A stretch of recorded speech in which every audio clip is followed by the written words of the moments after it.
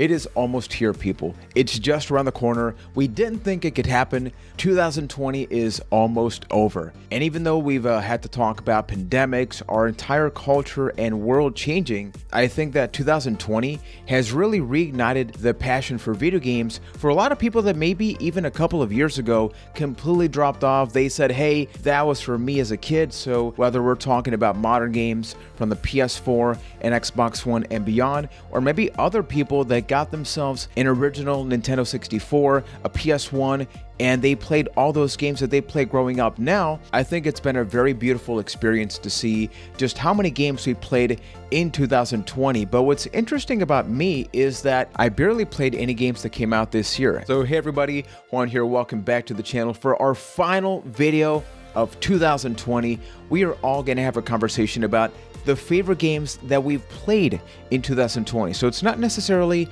about games that came out this year. It's about games that you either played for the first time in 2020, you reconnected with them in the past. So as you check out this video, please go down to the comment section and share about 5 games, because that's what I'm going to be doing, because it lets everybody know what's like the trend. Maybe you played a lot of N64 games. What does that say about you as a gamer? So if you like what I do, make sure to subscribe, give me that thumbs up, and without further ado, let's talk about the first game and the only game in this entire list that actually came out this year. And even then, I feel like it has an asterisk because it's a sequel to like an older series. And with that said, we got to talk about Streets of Rage 4.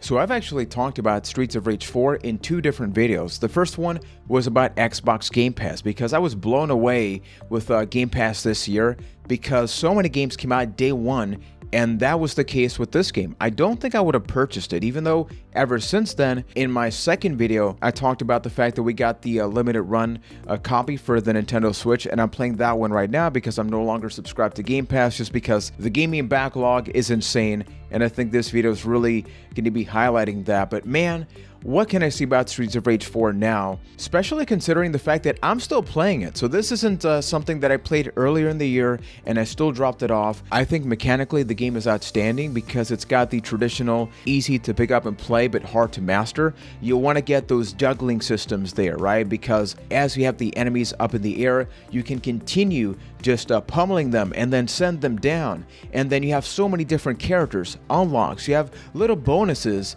that take you back to older Streets of Rage games, and not to mention the visual fidelity, the visual quality and presentation, which is just unbelievable. I mean, words simply do not do it justice, and I was not initially sold with this art style. When I was looking at the trailers, I'm like, I'll play it, but sometimes, you know, YouTube videos compress the quality, so it wasn't up until I actually had it on my television screen that I'm like, wow, this is simply a next level. And also next level had to be the soundtrack. It's one of those things that you want to go back to a game because of its gameplay mechanics, because it's so visually beautiful. You just want to gaze at that, but then the soundtrack is what's there in the background, right?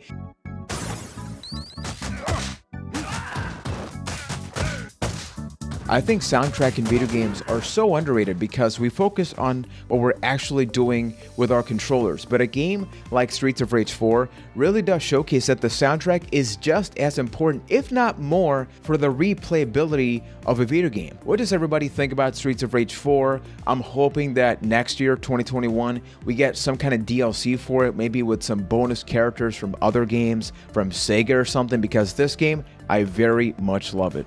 Now, the second game in my list is one that I played back in September, and I had known that I was going to play this game all the way back to January because last year I played Silent Hill 2 for the very first time, and man, I love that game. I don't really like horror games, like I don't like being scared and that suspense of opening a door, hearing those sounds. So going back from the PS2 with Silent Hill 2 to Silent Hill 1 on a PlayStation 1, I was very concerned because, first of all, the visual quality is definitely not there. This is an ugly game. But here's the thing I wanted to bring up. I think that if Silent Hill 1 looked fairly clean, it didn't have all that fog, which we know that the fog was really implemented later into the game because of hardware limitations, but it adds so much to the experience. And I think a game like this says so much about what you don't see and what you hear rather than about the actual experience, because you're for the most part just walking around endlessly, trying to find maps, trying to figure out the puzzle pieces, where are specific keys, but then you're hearing enemies. And much like Streets of Rage 4 with the soundtrack, I think something very special about Silent Hill 1 is the sound design. What's this? Oh. Oh. The fact that you have the radio, and whenever you're nearby enemies, you hear that and you're thinking to yourself, well, I gotta be very careful, very mindful. Something that did break my immersion just a little bit, and it's not to any fault of the game itself, is that because I played Silent Hill 2 first, something that I figured out in that game is as long as you're running and going around in a zigzag pattern, more often than not, you're not going to get attacked by enemies. So I often found myself just completely zigzagging and moving past different enemies, especially like those aerodactyl looking beasts or something that would just try to attack you from the air. I really enjoyed the story. And even though a lot of people say that Silent Hill 2 is objectively a better game, because I think from a gameplay mechanic perspective, it's fairly similar, there's just something so special about this game that every time that I was playing it, I'm like, man, I would not have appreciated this game as a child. I really wasn't into these games. I was deathly afraid of Resident Evil 2 when I saw it on my brother's friends' screens. I would actually hide behind sofas and things like that. So I'm thankful and happy that I didn't get to experience this game in the past, and now that I'm an adult and I still get partially scared when I play it, so not much has changed, I can sit here and not just enjoy the game for what it is, but more so what it means. What does this game mean for Silent Hill? What does it mean for survival horror games? And what does it mean for PlayStation 1 in general? I think that the landscape of gaming would be very different, especially because this game, I believe, came out way after Resident Evil 2 and 3, which, looking back, I was so convinced that it was Resident Evil 2 simultaneous with Silent Hill 1, and that was not the case. So I would love to know, what does everybody think about Silent Hill 1? Let me know in the comments. So with this next game, I've actually talked about it on the channel before, but that was before we got a very questionable trailer that was so ugly looking, and I was very excited because when I saw it, I'm like, hey, I actually played this game, I don't mind playing it again, and then my reaction was, wait a minute, I just played the original Xbox version of Prince of Persia: The Sands of Time on my Xbox One X, and I keep getting confused now with the new consoles. I swear it's not nostalgia talking. That looked way better than the crappy trailer we got, so I'm thankful that that got delayed. But what I really want to say about this game now is that games like Sands of Time remind me that there is a reason why we should get more remasters or remakes. And I know that this is a very questionable topic, but here's the thing. We know that with Xbox, they are far more supportive and open about supporting these older consoles. Like, I believe you can play that original copy from the original Xbox on a Series S or an X, but you can't do that with a PS2 copy on a PlayStation 5. And even digitally, they haven't really supported that. So think about how many gamers out there, unless they have a computer or something like that that makes it far more accessible, and even then, because I first tried to play the version on the Ubisoft Uplay app, and it would not detect my controller, so some of these PC ports were not exactly up to par. So to me, it's really upsetting that we have all of these marvelous games that came out well over a decade ago at this point, and many people just don't even know about it, or they've seen the box art, but they don't have a physical way of going about it. And yeah, there's also emulation, but for example, PS2 emulation, even though it's there and it can technically work, it's a little bit spotty and you don't get the original experience. So that's where I'm thinking, well,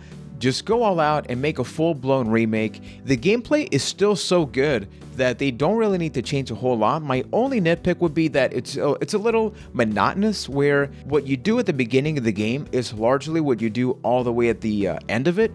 Now, I do have the trilogy on the PlayStation 3, so I will be talking about the sequels next year, but I cannot wait to see what they're actually going to be doing with that remake. I believe they delayed it for about 2 to 3 more months. I don't think anybody is exactly enthusiastic about that remake, so I will not be opposed to them delaying it as long as it needs to, so we get an overall pretty decent final product. So what's your take about Prince of Persia: The Sands of Time? Let me know. Now, game number 4. This game easily snuck past every single other game that I played this year because I started playing this one again 2 weeks ago as of the recording of this video. And for this, we're talking about the Game Boy Color, not the Advance, not the DS or the 3DS, going back to the GBC with the TCG of Pokemon. Was that okay? I tried halfway through, I almost changed, but what the hell has happened with like Pokemon card collecting?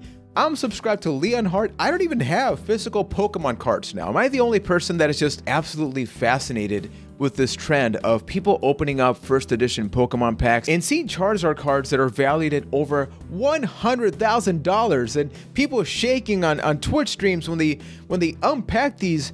And initially, I was thinking, this is the dumbest thing ever. I can't look away. I can't look away. This is amazing. And I'm just watching these streams happen, and all of that made me go, okay, Juan, don't go down that path. Even though I went to a Walgreens the other day, and I almost bought a fresh pack of Pokemon cards that I don't even need. I don't even know what the new Pokemon are. I haven't played a Sun and Moon or anything like that, so I said, hey, let's play it safe, take it to the digital world with the Pokemon TCG game on the Game Boy Color. And people, I poured so many hours into this growing up because when I was a little Juan, which, hey, I've shown this before, but I feel like this is more relevant than ever before to highlight this picture. Is just like a nice way of closing off the year. I collected Pokemon cards. I played Red and Blue, Yellow, Silver, Gold, all of that good stuff. But there was something so special about the Game Boy Color trading card game because I never really understood, or I hated micromanaging when it came to actually playing the physical game, because you got to manage the energy cards and keep track of how much health you have left, but the digital game took care of all that. So playing this now, I was thinking that I was going to enjoy it for an hour or two, drop off. This was a mistake. This was the biggest mistake I've done all year because I am hooked. I've gone to bed thinking about this. I've dreamt about this game. I will probably finish recording this video and play more of it, and that's not the only thing. I completely forgot that in Japan, they actually got a sequel about this game, but I believe that because the Game Boy Advance was just around the corner, it never was released outside of Japan. But I believe it does have an English patch, so I may be playing that in the future. And then I also found out there's an official online game, and people were like, Juan, I can give you some codes for some packs, and when you buy the physical packs, they give you code for digital packs. I'm like, physical and digital media coming together. Don't do this to me. So what's everybody's take about all of this? Had you played or even knew about the Game Boy Color game? Because surprisingly enough, the more that I talk about this, the more people react and tell me, hey, I didn't even know that existed, which, come on, people, play this game and let me know what you think of it in the comments. And the final game I want to talk about, this one should not be too surprising, especially if you've been subscribed for my Wii U coverage. Playing Wind Waker HD on my Wii U for the very first time, I was a little bit upset that I hadn't experienced this game back in the day. I brought it up before, but just to summarize, I wasn't interested in visually how it looked. The cel-shaded style, you look at games like this, Beautiful Joe, and younger me just did not comprehend why people like that. I prefer that art style now, so in a way, I guess it was actually beneficial that I didn't play it back in the day because I was able to experience this game now, and I'm gonna say it is a very, very good game. Now, some games do have their downfalls or some moments where they go from a 10 to a 9 to maybe, I'm gonna call this like an 8 or a 9. I don't really give scores on this channel, but you know, I guess it's a nice context here because the first couple of hours of Wind Waker are fairly linear and you have a pretty good idea of what you're supposed to do, you know, how you solve certain puzzles. So I think that the momentum and the pacing of the game is top notch. But after a while, the game kind of goes like, you know what? You played this game, so just freaking go out there and figure everything out.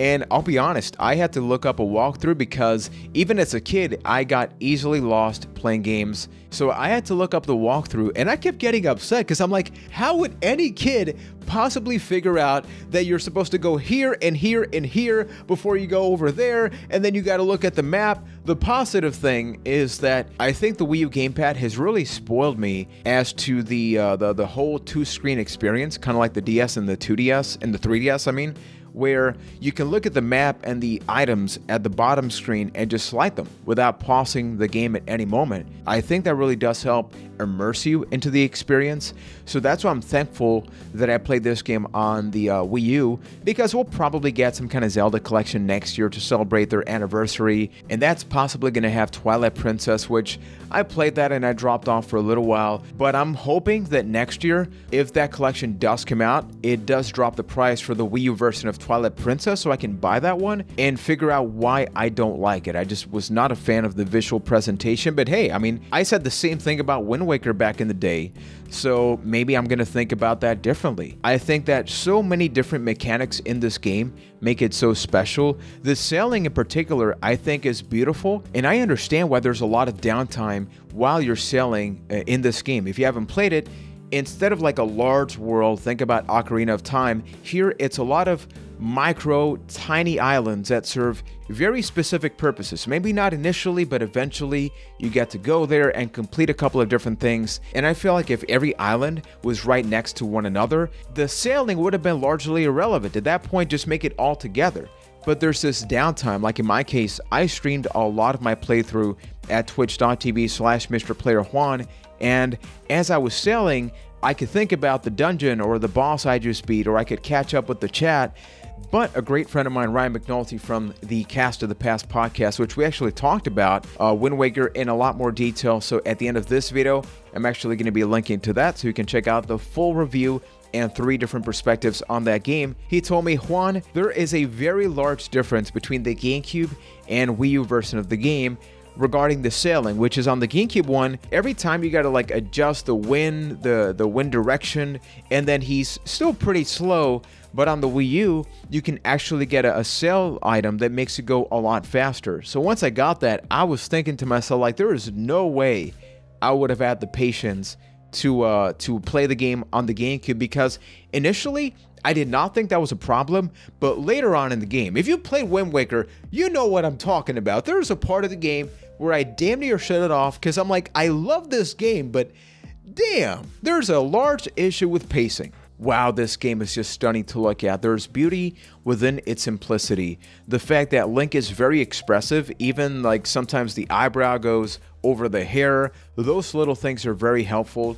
I love the story. I love playing Ocarina of Time, and this felt to me like an evolution of that game. I do wish we got a little bit more Ganondorf, and obviously I'm not going to get the spoilers, so that way everybody that hasn't played it can experience it for the very first time.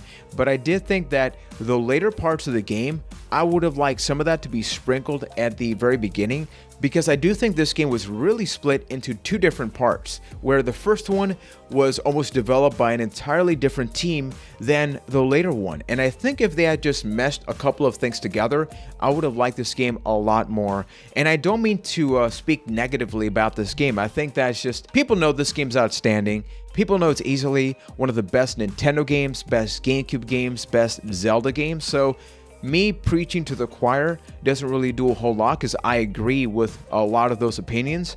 I just think that this game could have been one of the best games of all time without question, at least for me, had they adjusted the later parts of the experience just a little bit. And look, coming up with these 5 games for this list was not an easy task, because I played a lot of games this year, and I've grown a lot as a channel, as a content creator, as a gamer, as a friend with all of you. So thank you to so many of you that have been part of the channel throughout this year. Many of you subscribed for my Wii U and PS3 content, and I thought that it would be very fitting to end the year just highlighting some of my favorite experiences rather than talk about the games from this year, because yeah, if you look at the channel, I'm not about that. I mean, I've actually gone farther back at this point and play games on the Game Boy Color, and I think for 2021, you know what's to come. Maybe I'll work on an individual channel update video. I'm still not sure about that, but it is going to be probably bi-weekly uploads. If I can do weekly, that's going to be a thing I try, but work and life sometimes makes it very challenging. And I don't want to put out any half-assed content that all of you go like, oh, I subscribed to this guy because of this channel quality, and now look at what he's putting out. So I just want to say thank you. Thank you for being part of this channel, being part of the community, hanging out on Twitch streams, and just being great friends, because I think that if there's a really good takeaway that we can take away from 2020 is that when the physical portion of our life was kind of taken away, it really reminded us of just how important all of this is, right? Because how many people maybe didn't check out YouTube gaming channels at all, but because of the pandemic, now it's part of their daily routine. I myself have subscribed to a ton of channels and Twitch streams where before I kind of consumed a little bit, but now that I'm home, I'm working, I'm doing so many things from this very location, it's just been incredibly healing to connect with other people and check out their success stories. And this channel would not be successful, would not be what it is if it were not for all of you. I'm still a very small channel, and I'm thankful that in a time where so many channels went up, right, with everything that's been happening, a couple of my videos did become suggested. So some of the videos that I want to work on next year, I do want to do a Wii U collection video because I've talked about the Wii U, but it's been a long time since I've shared what my collection looks like. Same thing with my PS3 collection. That video is well over 2 years old. So I think that I want to update a lot of my older videos so that way they are largely more relevant, especially the PS3 stuff. You know, we've had some negative things happen with Sony, with them shutting down the web store and all that stuff. But yeah, if there's anything you would love for me to talk about, showcase, highlight on this channel, please let me know in the comments. Merry Christmas, have a happy holiday, subscribe, give me that thumbs up, and stay tuned because next year is going to be more videos, more content, more good times, and more friendly reminders that I'm clearly about the conversation because I suck as a gamer, people, but I still have a great time. So have yourself a happy new year and take care, everybody.